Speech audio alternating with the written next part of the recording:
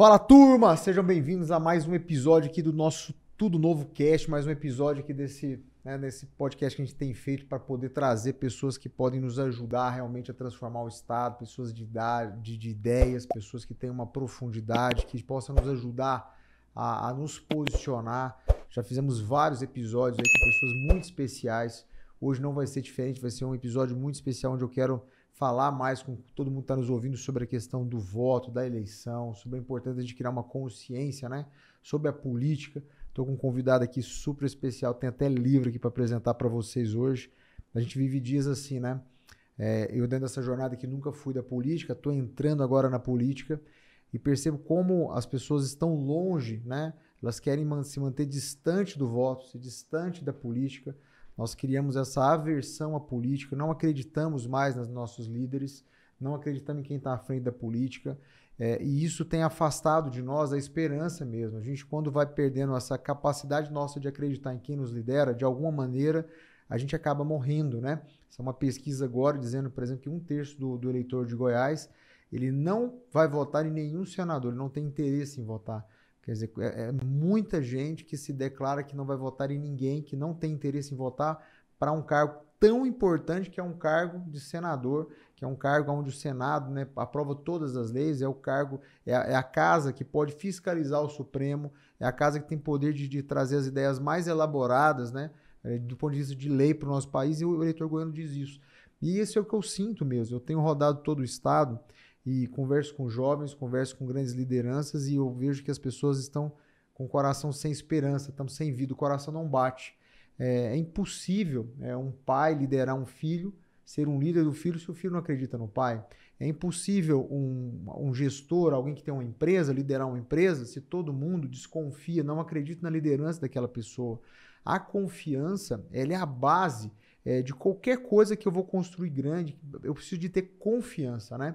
E quando a gente tem líderes políticos, que eu entendo, já nos decepcionou tanto, e nós temos no Brasil uma decepção atrás da outra, mas se nós nos afastarmos da política, se nós não levantarmos a cabeça nessa eleição para começar a procurar pessoas certas para votar, a gente vai acabar abrindo mão do nosso futuro, abrindo mão da esperança, abrindo mão de construir algo melhor para o nosso povo, para o seu filho. Quantas pessoas eu tenho encontrado, sabe, eu falo assim, não, eu não quero nem saber de política, meu papel, eu só quero cuidar da minha família.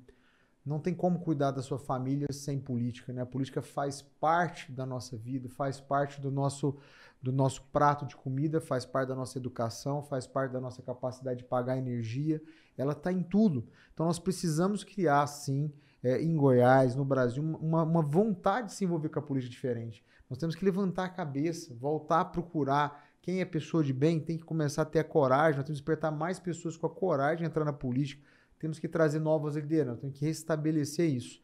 Eu estava, só para poder fechar essa abertura com vocês, essa semana eu me encontrei muito com venezuelanos, sabe? Você vê a rua, né, de Goiânia, eu acho que todo o país está cheio de pessoas da Venezuela. A Venezuela vivendo um país que é riquíssimo, há pouco tempo atrás tinha uma das rendas per capita mais altas do mundo. E agora a gente vê o povo venezuelano espalhado pelo Brasil, espalhado por outros países, mendigando, pedindo pelo amor de Deus para ter comida. Aí eu até passei por uma família pedindo comida no sinal. Fui até um supermercado, cheguei lá, tinha uma venezuelana trabalhando no supermercado. Até comentei com ela, falei, nossa, eu acabei de ver uma família aqui do seu país pedindo comida e você está aqui trabalhando. E ela falou, nossa, aqui todo mundo aqui fala que o salário é baixo, mas para mim isso aqui é um sonho. E eu fico perguntando, né? Fiquei perguntando comigo qual o tamanho da responsabilidade das pessoas que poderiam se envolver com a política da Venezuela e não se envolveram. Quando um povo, igual a Venezuela, paga um preço tão alto, vocês podem ter certeza que é porque muitos que poderiam se envolver, muitos que entendem o que está acontecendo na política, muitos que precisavam vencer o medo, vencer o desânimo e entrar na política para lutar, não fizeram, se acovardaram. Eu vou cuidar só da minha família. Não tem como. Olha a situação que está uma Venezuela, a situação que está uma Argentina hoje, a situação que vários países da América Latina estão. Nós não estamos caminhando para uma direção boa, temos caminhado para dias difíceis. Então, nós precisamos sim levantar um exército de homens de bem, mulheres de bem, que vem trazer uma mentalidade nova para a política, para restabelecer essa mesa da confiança. nós não podemos deixar ser covarde de não se envolver na política a ponto de daqui uns dias ter família brasileira que às vezes está como as famílias venezuelanas. Nós não podemos permitir isso. E isso depende de mim, depende de você, de cada um de nós nos envolvermos. É por isso que hoje é um episódio muito importante. Nós temos aqui um convidado que é o Josimar, que tem um livro aqui já escrito sobre a questão do... Olha o título do livro, Foco no Voto. Tem uma águia aqui e ele já tem muita experiência. Eu vou pedir para ele se apresentar, mas desde já, mas seja muito bem-vindo aqui ao nosso podcast. Um prazer te conhecer, né? Estamos aqui fazendo essa ponte por meio do nosso amigo Davis, que é tão querido. Então seja muito bem-vindo ao nosso podcast aqui para bater esse papo, tá bom? Obrigado, Edgar. Obrigado pelo convite. É uma satisfação e honra estar aqui para conversar um pouco mais sobre política aqui com você no dia de hoje. Bacana. Eu queria que você começasse se apresentando um pouco, Josimar. Fala um pouquinho da sua formação, quem que você é, para quem está nos ouvindo a te conhecer e saber assim, o nível que a gente vai ter de bate-papo aqui sobre essa questão do voto, né? Você é formado em ciências políticas, não é isso? Exatamente, bacana. Eu sou formado em ciência política, mas a minha trajetória estudantil universitária, na verdade, é uma história de realização de sonhos e motivação.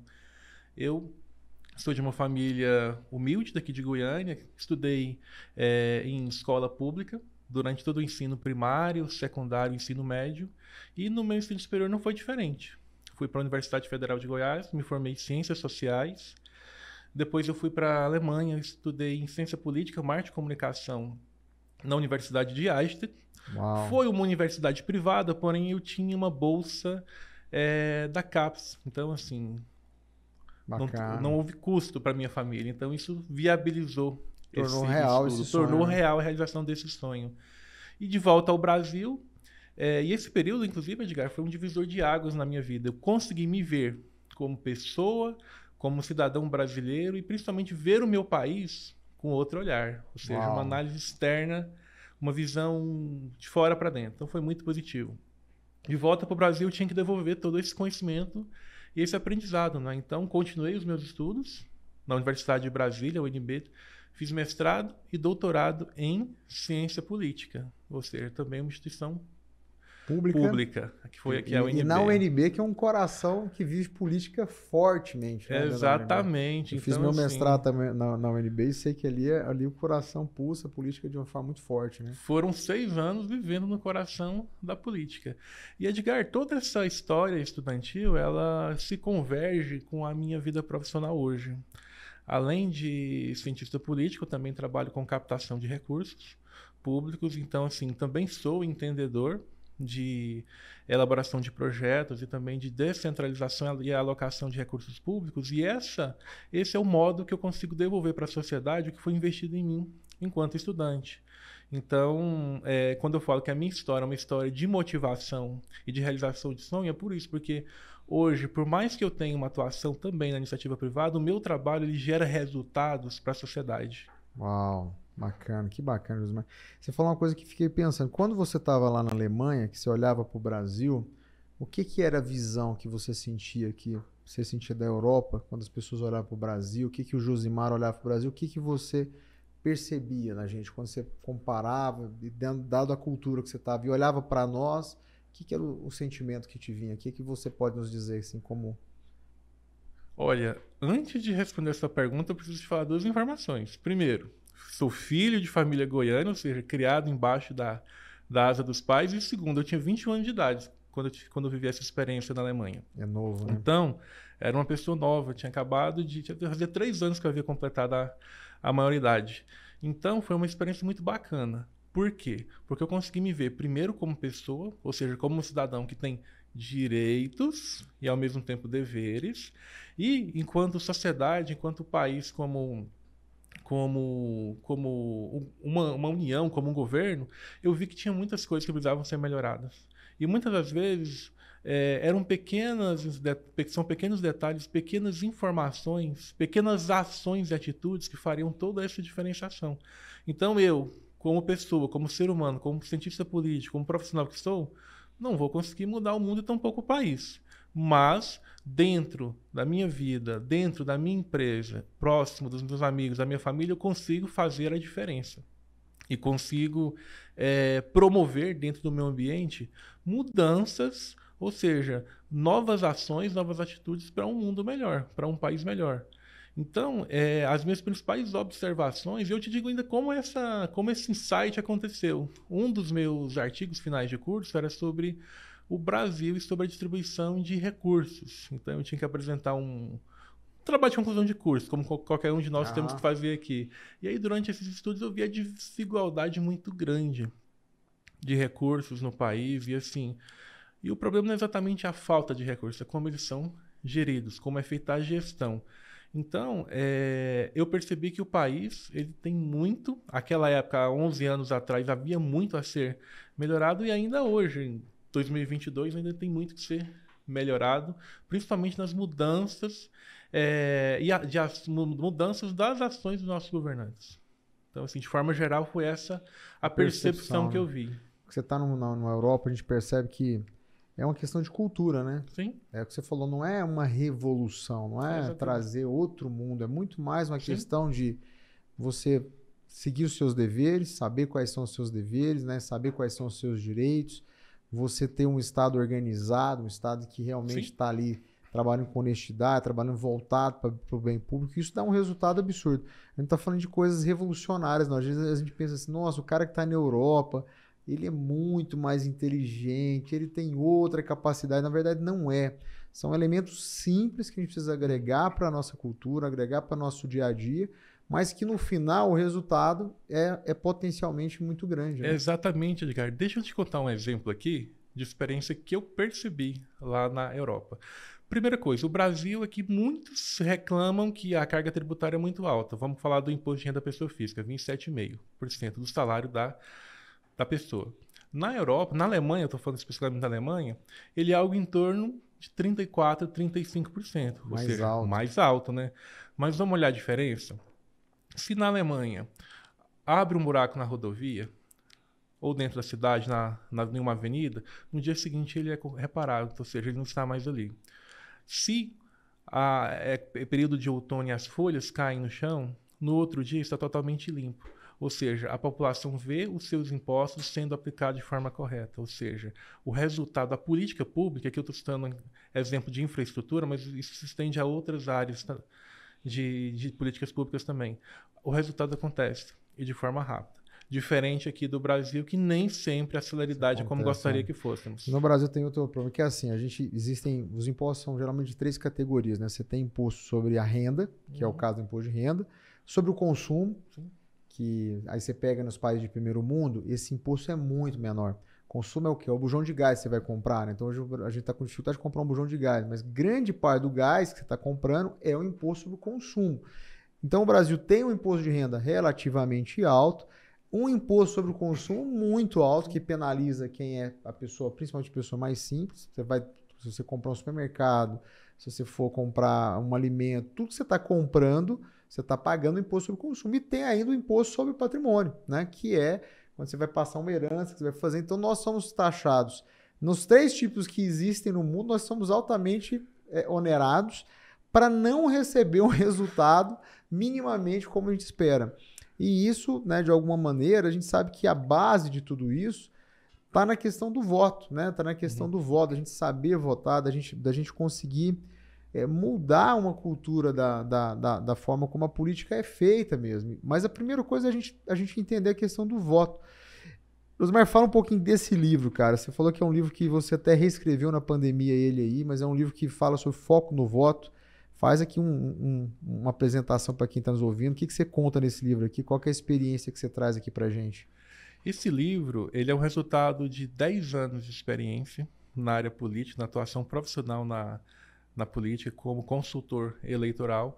Então, foi um livro que eu escrevia a cada 2 anos, um trecho, cada capítulo. Eu não cito nomes, mas quem viveu comigo, quem acompanhou esse processo, sabe que eu estou falando exatamente dele. Entendi. Então, foi um livro que ele foi escrito durante inúmeras experiências em campanhas eleitorais. Esse livro originalmente deveria ter sido publicado em 2018, à época eu não consegui finalizar a tempo, e a previsão de publicação ficou para o ano de 2020. Só que no início do ano de 2020 nós tivemos a pandemia de Covid. Aliás, iniciou em 2019, mas o lockdown aqui no estado de Goiás, aqui no Brasil, iniciou em março de 2020. eu imaginava que nós ficaríamos algo em torno de 60 dias isolados em casa, né? Então, praticamente fiquei em prisão domiciliar, até usei esse trocadilho para contar essa história, porque eu fiquei exatamente 60 dias sem ver a calçada da casa que eu morava. Uau. E o que eu fiz nesse tempo? Eu reescrevi esse livro. Então, foram 60 dias de pura imersão dentro dessa obra em que eu reescrevi integralmente cada frase desse livro. Não que a versão anterior estivesse ruim, mas assim, eu utilizei muitas palavras técnicas, muitos conceitos técnicos que dificultariam a compreensão de uma pessoa, de um leitor que não tivesse fosse da área política mesmo, isso, que não fosse da área, não fosse exatamente da área. Então eu tornei um livro que é fácil de compreensão para qualquer pessoa que saiba ler e escrever.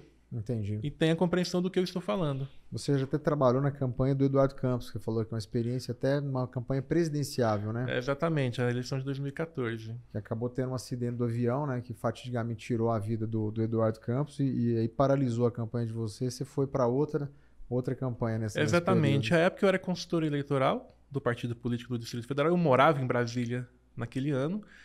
E comecei a trabalhar na campanha distrital, fui um dos autores do plano de governo, escrevi o capítulo de Segurança Pública e Cultura, ainda no ano de 2013, pré-eleição de governador do DF. E aí, devido à minha atuação e expressão e o meu destaque dentro da equipe, eu fui convidado para integrar a campanha nacional. Entendi. Do então candidato Eduardo Campos. Contudo, isso aconteceu 3 semanas e meia antes do acidente com a aeronave, então... houve uma recomposição de candidatura, a então candidata a vice-presidente assumiu a cabeça de chapa e o partido indicou outro nome. Aquele acidente, foi, né, cara? Foi uma loucura. Ninguém esperava, né? Sim, um dia antes nós estávamos despachando com ele lá em Brasília. Ele crescendo, né? Notadamente o nome que estava crescendo como uma opção viável para a presidência. Era uma terceira via que o acidente aconteceu em julho, ou seja, pouco menos de 90 dias da eleição. A data da eleição, então haveria muitas chances de ele estar em primeiro lugar ou segundo e disputar o então segundo turno da época. Então havia uma chance estatisticamente comprovada naquele momento. Entendi. Eu acho que uma coisa que é bacana, Josimar, de você trazer para nós como experiência é por que ainda a gente tem tantos políticos que a gente sabe que são tão ruins e ainda são eleitos. Eu acho que essa é uma discussão que vale muito a pena. A gente tentar, você trazer a sua experiência de por que isso tem acontecido, quais são os caminhos que esse sistema político que está aí tem feito para que esses velhos políticos, a gente sabe que, na verdade, existem famílias que estão no poder há muito tempo, são donas do partido e estão se mantendo. Existe um número agora de prefeitos que vão lançar as mulheres para ser candidatas, se eu não me engano, chegou em 27 prefeitos de Goiás que vão lançar as esposas para ser candidatos a deputado estadual, deputado federal, enfim, numa situação de manutenção do poder eterno, né? Aonde que está esse ponto? Como é que esse pessoal tem conseguido se manter dessa maneira, mesmo tendo um país que está empobrecendo, mesmo tendo um país que a educação não melhora? Ou seja, a gente tem uma produtividade a mesma desde a década de 60, nosso país não vai para frente, e a gente sabe que precisa renovar.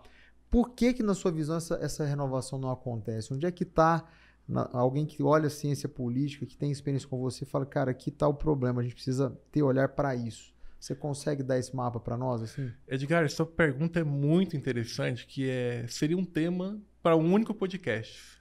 Responder apenas essa pergunta. Mas eu vou apenas sinalizar alguns pontos que eu vejo como muito interessantes para poder te responder de forma bem objetiva. Vamos lá. Primeiro, todo governante que está no poder deseja continuar, seja uma reeleição, que é permitido pela legislação eleitoral até então, ou a manutenção do seu grupo, seja por esposa, ou marido, filho, ou pessoas próximas. E o que viabiliza essa manutenção? Primeiro, estratégia eleitoral. No momento de eleição, no momento que antecede a data da eleição, que são os 45 dias, e também um pouco da parte do período pré-eleitoral. Então é importante analisar a estratégia eleitoral. Eu tenho inúmeros cases de até mesmo clientes que, faltando 2 meses para a data da eleição, não sabiam nem como serão reeleitos. não tinham recursos financeiros. E aqui eu não estou falando exclusivamente de é preciso ter dinheiro para ser eleito. Não necessariamente. Eu já vi campanhas riquíssimas que não conseguiram votos e ao mesmo tempo eu vi campanhas que não tiveram muito volume financeiro, ou seja, foi um valor gasto bem pequeno e tiveram uma grande surpresa, ou seja, tiveram uma expressão muito positiva na urna. Então, o primeiro, Edgar, é estratégia eleitoral. É importante ter uma estratégia eleitoral, principalmente para os 45 dias de campanha. E um outro ponto que eu quero destacar aqui é a visibilidade. Então, é importante ter visibilidade, não apenas nos 45 dias de campanha, mas também todo o período, caso esse gestor esteja durante o mandato ou caso ele almeje alcançar uma cadeira, seja no legislativo ou executivo. Entendi. É claro que existem inúmeras outras respostas para essa sua pergunta, mas eu destaco principalmente a visibilidade e estratégia. Porque o que acontece? Quando o Josimar traz a questão da visibilidade, é porque muitos de nós não se envolvem com o voto. Eu não me envolvo com a política, então eu não tenho como cultura pesquisar o candidato. Então o que acontece? Aquele candidato que já tem maior visibilidade, ainda mais numa eleição que é de 45 dias, é muito curto tempo, essas pessoas acabam sendo a única opção que vem à mente do eleitor. E isso é consolidado no nosso país por dois fatores, né? As pesquisas eleitorais, que são usadas como norte para poder guiar a eleição. Então a gente tem a tendência, não, eu vou votar naquele candidato que tem mais voto. E essa é uma cultura, eu tenho dito assim, sabe, Osmar, que nós temos tido o assalto do primeiro turno aqui no nosso país.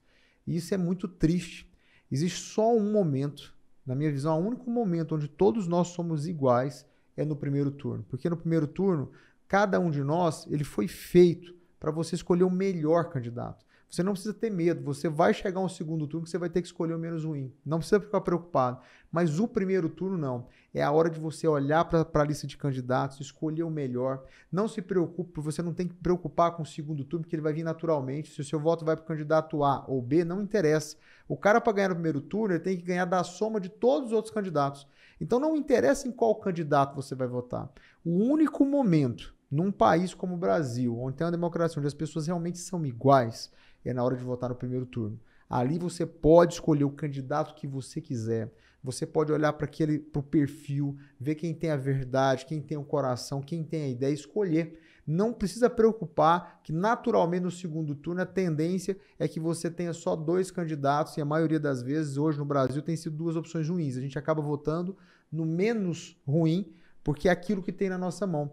Mas isso não é o mais grave. O mais grave é nós brasileiros não entendemos o poder do primeiro turno. Nem no primeiro turno, você vê, a gente começa uma eleição no país atualmente já discutindo o segundo turno.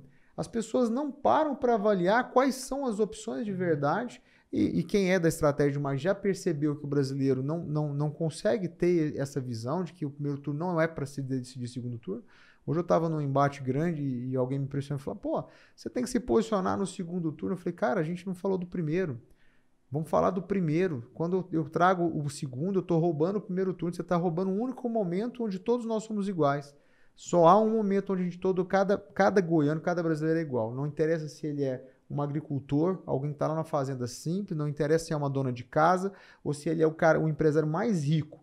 No primeiro turno, cada um de nós vai ter a liberdade de escolher o melhor candidato. Escolher aquele que mais traz a verdade para o nosso coração, que mais tem ideias. E até isso tem sido roubado do brasileiro. Por quê? Porque nós não nos envolvemos com a política. E aí a visibilidade e a estratégia acaba sendo preponderante. O que deveria ser esse pilar? Deveria ser as ideias, deveria ser a capacidade do cara de transformar, deveria ser a verdade. A gente não discute isso mais. Ou seja, você já começa uma eleição onde é roubado do brasileiro. Nós já somos roubados na educação, somos roubados na saúde, somos roubados na segurança, somos roubados na esperança e ainda nos roubam também, pela falta de envolvimento, a nossa capacidade de voltar no primeiro turno. Isso é uma questão de visão, né? A gente precisa despertar, né, Josimar, isso nas pessoas, né? Edgar, não somente visão, mas também educação política.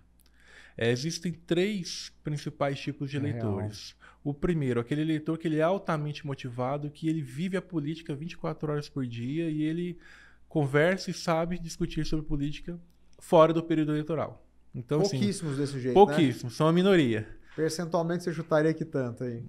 Eu vou chutar 5% e olha lá que eu tô... Olha lá que é muito, que ainda eu tô passando 100 metros da trave do gol. O primeiro é isso, consciente. Isso, os outros. Consciente. Depois o eleitor mediano, aquele que se interessa pouco sobre a eleição, que fala sobre política e se posiciona durante o período eleitoral. Normalmente é aquela pessoa que tem uma atuação e se preocupa com a sua vida profissional, com a sua família e que se interessa no momento eleitoral em se posicionar e tem um perfil de liderança, diferente dos primeiros que são líderes políticos, estão envolvidos com atividades do terceiro setor e movimentos ligados à política. E o terceiro, que na minha opinião é o pior de todos e é a grande maioria, que são aquela faixa da população que não tem interesse nenhum sobre mesmo, política, nenhum mesmo, e que pouco se interessa em comparecer na urna eletrônica no dia da eleição e depositar um voto. Então esse é o principal problema. É o eleitor que não tem interesse nenhum por política. E isso, Edgar, ele é refletido no momento da apuração dos votos, porque esse dado ele é mostrado pela abstenção, ou seja, o eleitor que não compareceu. Talvez ele fez uma justificativa, ou talvez não. Mas independente disso, ele não votou. Independente disso, ele não votou. Isso é tão forte, você está falando que em Goiânia, a última eleição para prefeito, os votos nulos, né, a abstenção ganhou do prefeito eleito. Exatamente. Ou seja, se o nulo fosse um candidato, ele teria sido eleito. Sim. E estaria governando. Isso é para a gente ver o tamanho do descaso que a gente existe nisso. Né? Exatamente. Essa questão da educação, ela é fundamental, né? Agora, esse despertar, ele passa por romper, por isso é que a política é um negócio que, quanto mais eu entro, mais eu fico impressionado como é necessário a gente ter a coragem de entrar, né? Você pega, a minha experiência tem sido muito válida, de alguém que não se imaginava na política e de repente você está entrando, aí você vai conversando com as pessoas e você começa a sentir. E é uma jornada dura. Sim. Porque assim, algumas pessoas que te conhecem há 20 anos, aí você fala assim, não vou entrar na política. É como se no outro dia você tivesse tido os seus valores tivessem sido corrompidos, ou você, não, o cara entrou na política, está perdido. Esse é um primeiro, né, que a gente encontra muito. O outro é aquele, não entra porque a política vai te sujar. Ou seja, você vai sair sujo da política. No fundo, essas duas falas, né, Josimar, ela traz essa carga cultural que o brasileiro tem, essa crença de que todo mundo que está na política é bandido. Então, e isso afasta as pessoas de bem. Isso afasta as pessoas de bem. Eu tenho dito assim, para você ter uma ideia, minha missão principal é criar a mesa da confiança. Um lugar onde as pessoas possam, de novo, na política, sentar e ter alguém que confiar. Eu acho que só se a gente fizer isso, se a gente tiver candidatos que representam a verdade, a gente vai fazer uma revolução na política. Porque hoje as pessoas não querem se envolver. Os jovens não querem saber de política. Os líderes que são líderes de alguma comunidade, alguma sociedade, você vai conversar com eles, eles não acreditam. É muita decepção, né, Josimar? Você que viveu a política ali, é muito jogo do poder pelo poder, né? Exatamente. A disputa de interesse, assim, o uso da política para fins particulares é muito constante, é muito comum. O bem público, o benefício à sociedade, infelizmente, eles têm sido deixados em segundo plano por alguns nomes da política. Então é preciso, como a gente havia falado, ter novos nomes da política, mas também novos princípios e novos ideais. Não adianta só trocar o nome e ficar com os valores antigos. Exatamente. Né? Não apenas dizer eu sou novo, não. Só a palavra, a frase não é suficiente. É preciso também mudança nos princípios e nas ações. É real. Quando você olha para o Partido Novo, mas você que tem um cara que já tem experiência dos outros partidos e olha para o Partido Novo, como é que você enxerga o Partido Novo? Você que já tem 10 anos aí caminhando com os outros partidos. Batendo o olho assim, qual que é a diferença que mais te salta aos olhos do Partido Novo para os outros partidos, assim? Bom, Edgar, eu vejo que é um partido que, como todo partido político, tem os seus pilares, tem a sua base no seu estatuto, a sua visão programática. E até o momento é um partido que ele se aproxima fielmente daquilo que foi proposto nas suas origens e dentro dos seus ideais. Um partido político ele pode ser criado por diversos motivos, por diversas ideologias ou momentos diferentes. E aqui eu falo não somente dos brasileiros, vamos falar também dos europeus, que eu tive oportunidade de conhecer, até mesmo atuar como estagiário no momento que eu vivi fora do Brasil. A origem do partido influencia na sua trajetória. Inclusive, esse foi o tema da minha monografia de conclusão de curso. Olha só. E eu posso citar, 99,9% dos partidos políticos brasileiros, eles não seguem as suas diretrizes, os seus pilares que foram propostos no seu estatuto partidário. Então, quer dizer que esse 0,01% é o Partido Novo, que segue uma diretriz de acordo com o que foi proposto na sua criação. Ou seja, a mudança de novas práticas e novas ações para a política brasileira. E isso é refletido não apenas agora no momento eleitoral, mas também em todas as ações do partido, até mesmo na arena parlamentar. Na hora de votar exatamente, mesmo, na hora de votar. Exatamente. A gente estava até falando aqui, o Davis conversando com a gente sobre isso, que a bancada Novo vota junto justamente por isso. Por quê? Sim. O que eu acho que o Josemar está tentando trazer para nós é assim, até isso é bem forte agora, porque o Novo é um partido de direita, né? E aí muita gente que queria que ele apoiasse o Bolsonaro, alguns falam, o Novo afastou, não é mais de direita, mas na verdade nunca deixou de ser de direita. Outros já acham que o partido apoia o Bolsonaro, ou seja, vai muito da visão emocional, ela é emocional. Só que na verdade o partido vota de acordo com um estatuto que não foi alterado, ou seja, existe um princípio de ideias, o Novo tem princípios que são bastante fortes. É um partido, né, que visa desenvolver economia para gerar emprego e renda para as pessoas, ele visa ter uma economia forte, um Estado menor, um Estado que seja menos pesado, ou seja, um Estado que tenha gestão, seja simplificado e que foque naquilo que precisa, que é saúde, educação, a questão da segurança e do desenvolvimento econômico. Então, o partido é focado nisso, ele quer ter um Estado simples, um Estado menos pesado, e é isso que a gente vive. Independente da pessoa que você for eleger para deputado novo, ele vai defender essas bandeiras. Ele tem um curso, com uma pós-graduação que o cara faz para ele entender as bandeiras do partido para que ele vote de acordo com essa bandeira.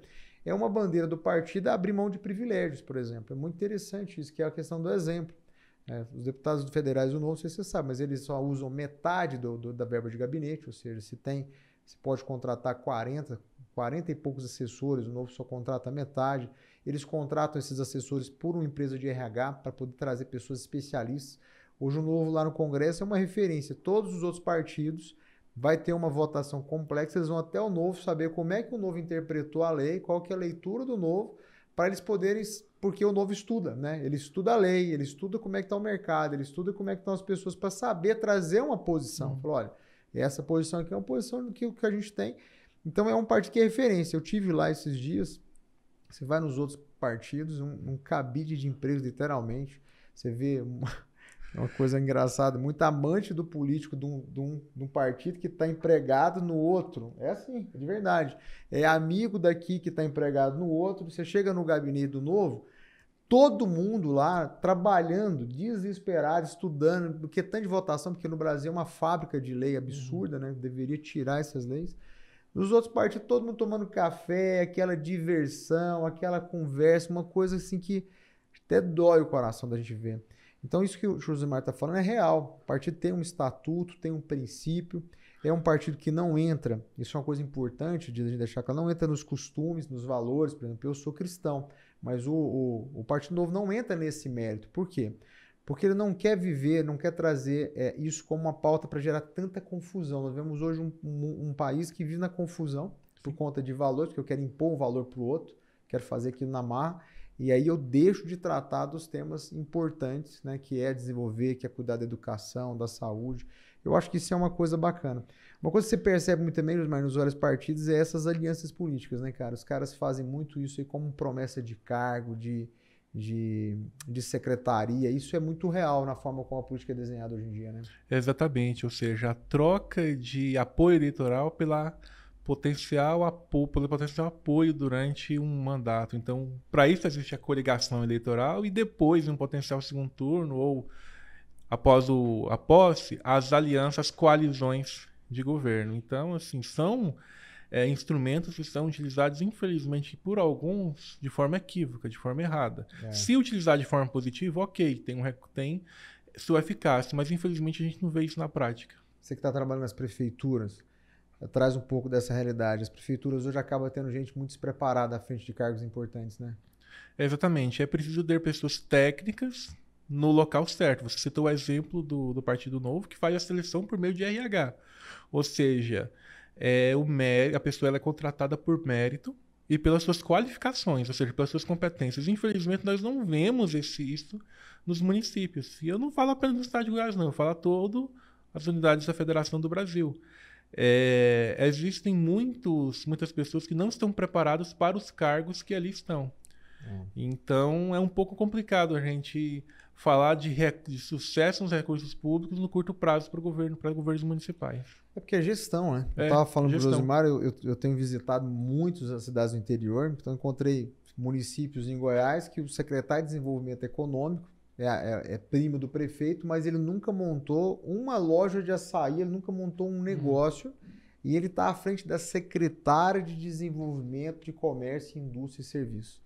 Como é que alguém que nunca teve experiência, nunca montou um negócio, não sabe o preço que é empreender nesse país, vai assumir um cargo como esse? Então, é isso que eu estou falando aqui, que a gente está trazendo, que se a gente não romper com esse sistema político, não trazer as pessoas que são competentes.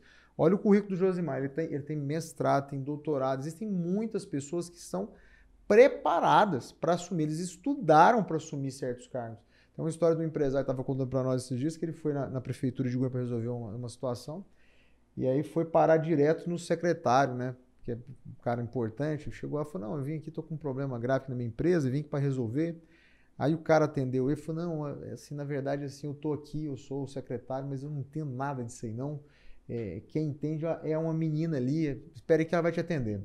E aí a menina estava ocupada, ele falou que ficou batendo um papo com ele, falou, pô, como é que tá aí? Ele falou, não, eu estou aqui, um vereador conseguiu esse cargo aqui para mim, e está sendo muito bom, estou ganhando aqui 14 mil reais, então paga minhas contas, está sendo muito positivo, estou muito feliz, o vereador é muito bom. E aí ele terminou essa conversa com o cara, a menina desocupou, ele foi lá conversar com a menina foi, despachou tudo, sabia a lei, você vai ver como é que resolveu tudo e tal. Aí falou, pô, que bacana que você sabe tudo isso aí, o menino ali não soube me dizer nada. Aí ela falou assim, não, eu aqui faço tudo aqui. Aí ele falou assim, quanto é que você está ganhando aqui? Ela, não, eu ganho 3 mil e poucos reais aqui.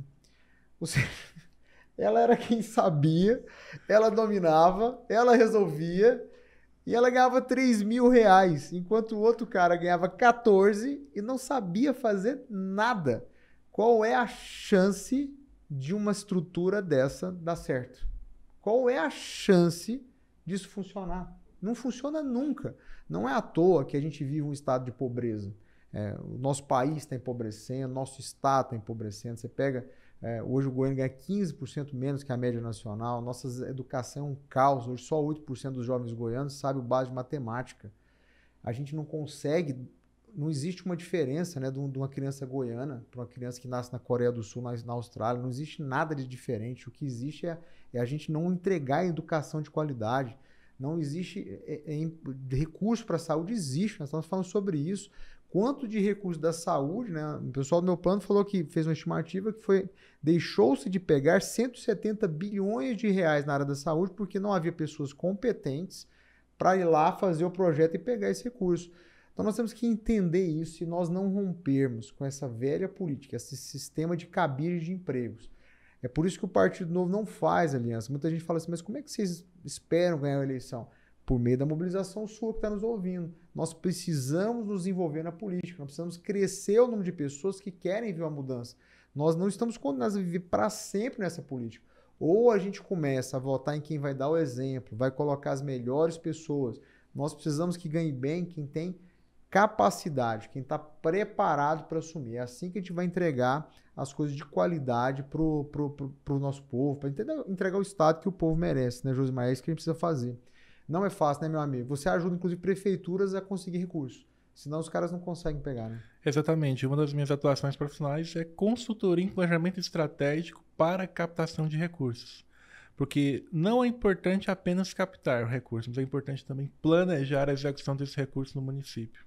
Hoje tem município que tem dinheiro, mas não consegue gastar, né, Josimar? Exatamente, tem. E não é pouco, são muitos. São muitos municípios. Assim, para quem está nos ouvindo, a gente tem andado muito, mas é uma realidade. Hoje os municípios têm muito dinheiro em caixa, porque houve muitas emendas parlamentares, houve uma liberação grande de recursos na pandemia, inclusive até a situação econômica do próprio estado de Goiás, ela foi sustentada porque o estado estava realmente falido, quebrado, uma situação caótica. E a pandemia ajudou muito, porque houve uma grande injeção do governo federal de dinheiro para os estados e para os municípios, Mas hoje, tanto o Estado quanto o município não sabem como gastar o dinheiro. Por quê? Porque não tem uma visão. É o que eu estava conversando aqui com o Josimar. A gente não tem... Se você vai construir uma casa, você sabe onde você vai precisar de dinheiro, né, Josimar? Eu preciso de parede, eu preciso de janela. Aí você consegue planejar essa questão de gastar o dinheiro. Hoje a situação é até tão terrível como eu não tenho uma visão para o município, eu não tenho uma visão para o Estado, tenho dinheiro, mas eu não consigo gastar esse dinheiro, né? Não consigo fazer isso chegar na população como resultado. E você ajuda a fazer isso. Exatamente. Nós trabalhamos com planejamento estratégico para a gestão do recurso público, desde a captação do recurso com a União, o governo estadual, o planejamento das ações e prestações de conta. Porque quando você olha para esse cenário, você diria assim, tem dinheiro ou não tem dinheiro, Josimar? Tem dinheiro. O que falta são pessoas para colocar em prática as boas ideias. Olha só isso. É real isso. É real, é uma situação real. Não falta dinheiro na saúde, não falta dinheiro na educação, não falta na segurança, mas falta a capacidade nossa de ir lá buscar esse recurso, pessoas técnicas, pessoas capazes de fazer isso, assumindo os cargos que precisam assumir para poder fazer isso acontecer. Acho que essa é a base de tudo, né, Josimar? Cara, te agradecer por você estar aqui com a gente, falando um pouquinho sobre isso. Quando você falou de educação, para a gente levar a educação, o que você imagina que seria uma forma de a gente fazer isso acontecer do ponto de vista de política mesmo, assim? Como é que a gente vai fazer nosso povo goiano criar mais consciência sobre isso? Mas que recado que você deixaria para essa turma nossa, assim, para eles poderem entender o poder do voto, entender a importância de se envolver na política? Como é que você... se fosse você o cara para poder entregar uma política pública nisso, o que você faria nessa direção, hein? Edgar, a educação política é muito importante. Eu vejo que o alcance ele não deve ser feito no macro no primeiro momento, em sim em ações pontuais com um pequeno grupo de pessoas e a mobilização formiguinha. Porque a população, de forma geral, ela está desacreditada com a política. Então, ações que visam atingir a população em massa em termos de mudança de visão política, eu acho complicado em um curto e médio prazo. Então, ações pontuais, exatamente isso que o Novo desenvolve, a mudança pela mobilização, pela mudança de mentalidade do eleitor, são as principais ações que devem ser feitas para a mudança e a melhor compreensão do eleitorado por parte de uma nova política. Tem que se criar uma nova consciência política Sim. de todos nós, envolver as pessoas. Eu tenho feito esse trabalho aí fortemente, porque assim, nunca fui da política, aí eu tenho envolvido o Davidson, envolvido todo mundo lá do meu grupo de oração. Esses dias a gente foi fazer uma caminhada para Trindade, aí foi bacana, todo mundo com a camisa política, né? Legal. Aí eu imaginando, falei, cara, assim, nunca ninguém ali daquela caminhada, todo mundo até falou, imaginou-se, né, envolvido de alguma maneira na campanha política. Mas eu falo para você de todo o coração, do jeito que a gente se envolve com o trabalho, a gente se envolve com a educação, a gente se envolve com a questão da religião, a gente tem que ter um braço envolvido com a política sempre. É algo que a gente tem que levar para os nossos filhos, ou seja, tem que estar inerente a nós. O dia que nós levarmos essa cultura da política para todo mundo, apesar das decepções, a gente vai começar a mudar o país, porque a gente vai levantar a cabeça, vai entender que um primeiro turno representa um movimento de liberdade, de votar em quem você acredita, vai entender a importância do seu voto, como o seu voto é decisivo, vai parar de vender voto, né? Que é um processo que existe tanto hoje, né? Muito forte, muito dinheiro na política, muita compra de voto. Quando a pessoa vende um voto, ela não está vendendo o voto, ela está vendendo o futuro dela, porque quem comprou aquele voto, com certeza, vai usar daquilo ali para um fim de projeto de poder e não um projeto de transformação. Então, tudo isso é muito importante. Então, te agradeço, Josimar, demais pela sua presença. Vou ler seu livro, tá bom? Vou ler o livro aqui para poder conhecer mais da sua história. Faça esse convite também para nos ajudar, o que você puder nos ajudar nessa campanha, usar da sua espada aí para nos ajudar nessa pré-campanha governo do estado aí, importante, eu acho, tem muita verdade nessa questão de transformação. E recomendo o livro, ó, eu vou ler o livro, vai ser importante para nós aqui, e cada um de nós tá se envolvendo e ter esse olhar de águia aqui para a política, para a gente começar a mudar esse estado, mudar a forma como a gente faz as transformações acontecer, tá bom? Mas obrigado. Obrigado, Edgar, pelo convite, obrigado aqui pela acolhida, muito feliz de estar aqui com você hoje, prazer muito grande te conhecer, como pessoa, como empresário, como novo político, e a gente fica à disposição. para poder contribuir com o Partido Novo, porque exatamente é isso que eu acredito. Novas ideias e novas práticas. E eu falo com nossos eleitores, nossos ouvintes e espectadores que também são eleitores, para exercer o seu direito de voto. Vote com confiança, vote de acordo com aquilo que você acredita e, por favor, não venda seu voto. Voto não é mercadoria. Voto é um direito adquirido. Uau. Voto é liberdade, é justiça, é direito adquirido. É uma das coisas que a gente tem que aprender a valorizar. Muito, muito. É isso, gente. Obrigado. Fica mais um episódio do nosso Tudo Novo Cast. Depois você compartilhe, passe para os seus amigos. Todo mundo pode nos seguir nas redes sociais, né? Edgar Diniz. Procura para seguir. Nós também estamos lançando agora, já essa semana, o nosso portal de interação com o povo goiano, que vai ser o edgardiniz.com.br. É um portal, um site, onde todo mundo do Estado de Goiás vai poder interagir com a gente. A ideia é que se você tem uma dor, você está vendo um lugar que precisa melhorar, uma ação que precisa melhorar, você quer fazer uma denúncia, é o lugar onde nós vamos estar ouvindo o povo goiano. Vamos lançar já essa semana. Então você já pode acessar, já está no ar, edgardiniz.com.br. Você pode entrar lá, deixar sua dica, se você tem uma sugestão de plano de governo. Quantas pessoas têm me mandado ideias, né, para a gente poder implementar no estado? Gente de todo o estado, tem sido muito bacana. Então fomento você entrar no portal, quem não entrou ainda, manda sua ideia para a gente colocar nesse plano de governo, que a gente quer ouvir muito a dor do povo goiano, ouvir a visão, né, de quem está empreendendo e às vezes não está conseguindo. É para isso que esse portal existe. É um portal de interação, de escuta com o povo goiano. edgardiniz.com.br. Acesse lá e compartilhe o nosso episódio aí com seus amigos, com todo mundo que vocês conhecem, tá bom? Um grande abraço. Obrigado, Josimar.